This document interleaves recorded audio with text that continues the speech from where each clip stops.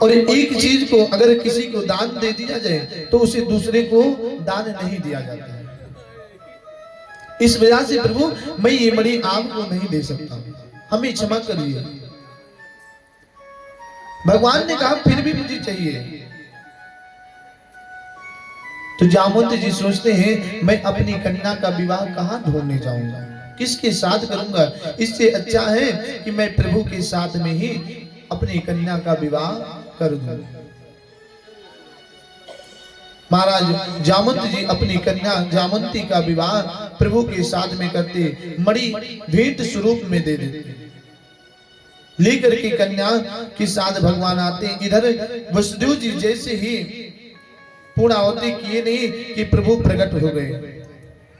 प्रभु को देख करके पूरे द्वारिकावासी हर्षित हो जाते हैं। भगवान ने जामवंती जी को घूंघट कराया था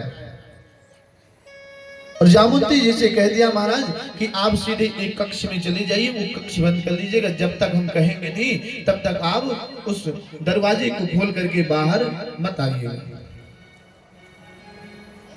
साथ में रुक्मिणी मैया जब प्रभु की कन्या देखती हैं, स्त्री को देखा तो मैया को चिंता हुई।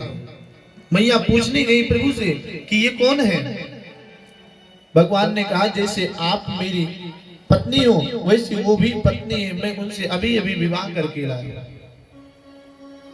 मैया ने कहा तो उनको बुलाओ, पूरे द्वारिकावासी देखिए।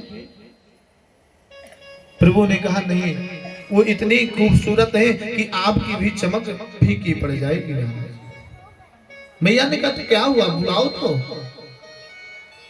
पूरे द्वारिकाधीश देखे, द्वारिकापुरी देखे, पर महाराज प्रभु नहीं बुलाने गए तो मैया स्वयं ही चली गई। दरवाजा खटखटा रही है पर जामुंती जी दरवाजा नहीं खोल रहे हैं।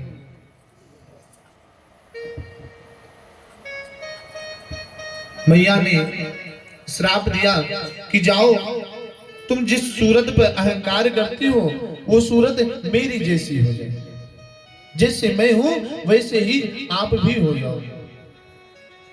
जैसे इतना श्राप दिया तो भगवान कहते अब बाहर चली आओ, समय हो गया है। जब वो बाहर आती है तो मैया देख करके आश्चर्यचकित हो गई कि इतनी खूबसूरत।